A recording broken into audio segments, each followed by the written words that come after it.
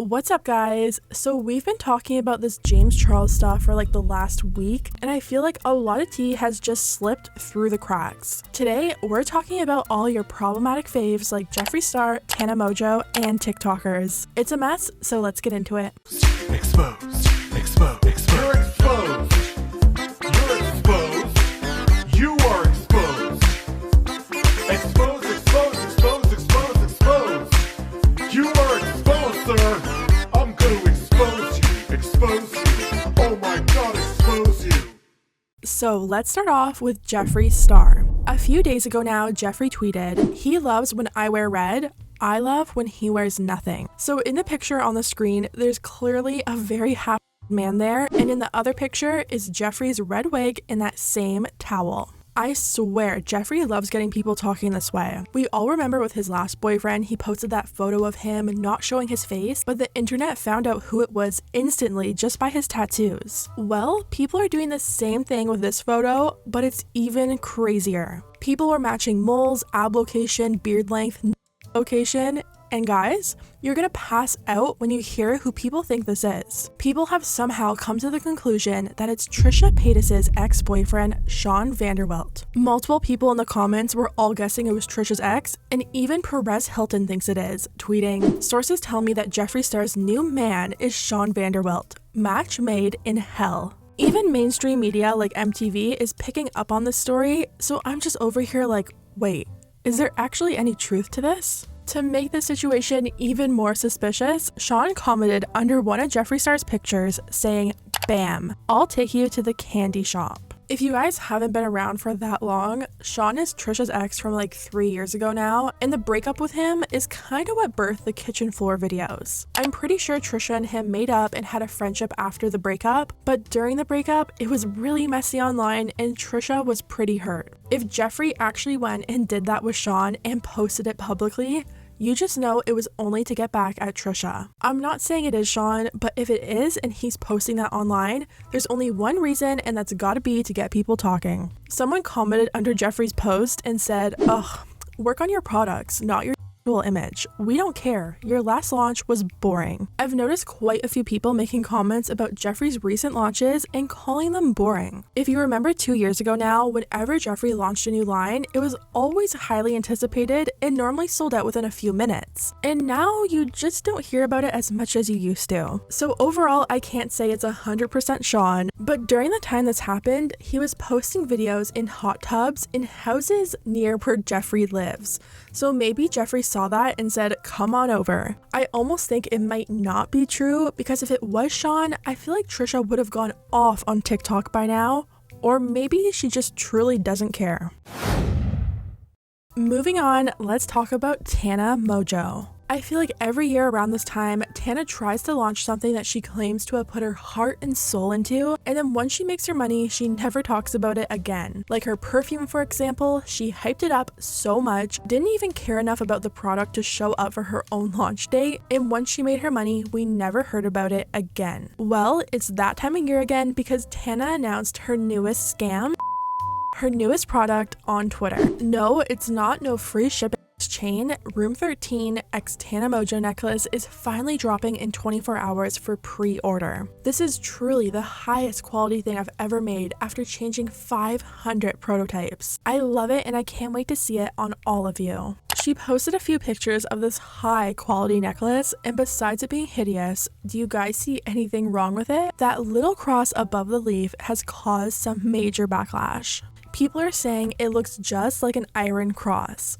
Here's what people had to say. 500 prototypes and nobody thought to reevaluate the top piece? Is like no one gonna tell her that the cross on top of the leaf looks like an iron cross, or are we just letting that one slide? If you guys don't know what an iron cross is, well, neither did I.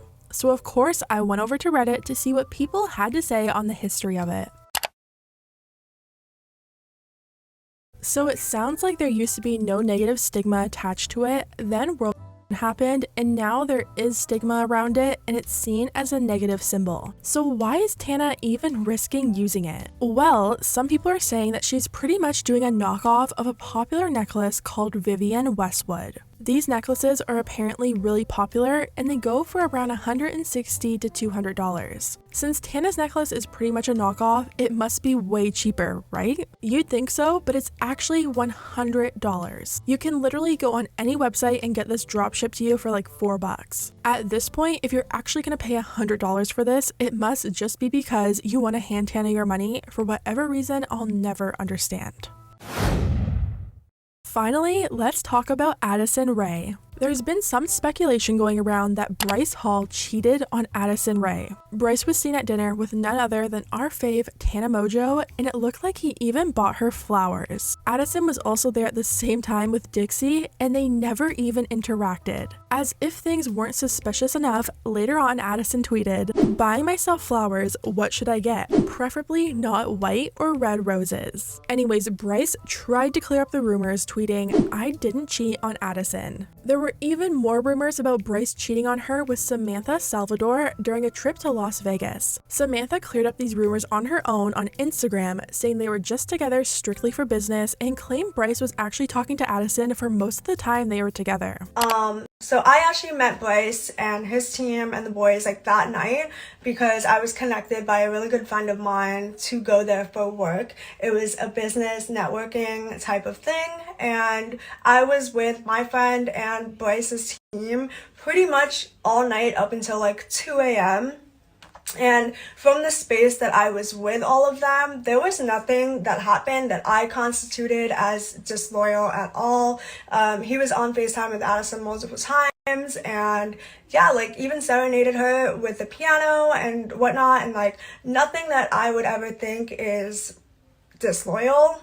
This situation was a mess, and we all know the paparazzi loves a mess. For the past week, they've been following them all over, and fans aren't too happy about it. The Hollywood Fix posted a video chasing down Addison and started asking her a bunch of questions about Bryce Hall. Hey, are the rumors true that that Bryce cheated with some girl Savianta or Savianta? I don't think I want to talk about anything to do with What to do with Bryce? Yeah. Do you know this girl? Like, do you talk to her at all, or do you know who she is? Do you think, is there still hope for Bradison, you think, or is Bradison done? Is Dixison better than Bradison, do you think? Do you think there's hope for TikTok? Will TikTok ever be the same if there's no Bradison? It's pretty clear she didn't want to talk to him because her hood was up and she was trying to hide, but that didn't stop him. Honestly, I think this is just so gross. I understand that's his job, and normally he seems pretty respectful, but this time he took it way too far. If someone says they don't want to talk and they're clearly upset and trying to remove themselves from the situation, leave them alone. A lot of people were pretty disturbed by this footage and are speaking out against Hollywood Fix. Hey, I understand being a paparazzi is a business and there's no issue there when you're providing for your family, etc. But must we tear down and harass people when they're in plain sight, clearly very uncomfortable for content? Get more creative, it's really sad at this point. I don't stan Addison, but come on, this is clearly an invasion of privacy and she's obviously crying and upset. These paparazzi people truly cross the line with this. I hope she's okay. The Hollywood Fix even stalked Bryce Hall and was trying to antagonize him by saying Addison was crying today, like it was some big achievement that he caught her crying. What's up, Bryce, man? Any comments on the Saviana situation? Can you please just stop bothering me? All right, man. Addison was crying today. She seemed upset by it. You bugged her. I don't know about you guys, but I think he definitely crossed the line. Anyways guys, let me know what you think about everything down below. If you liked the video, hit the thumbs up button because it really does help my channel, and I'll see you next time.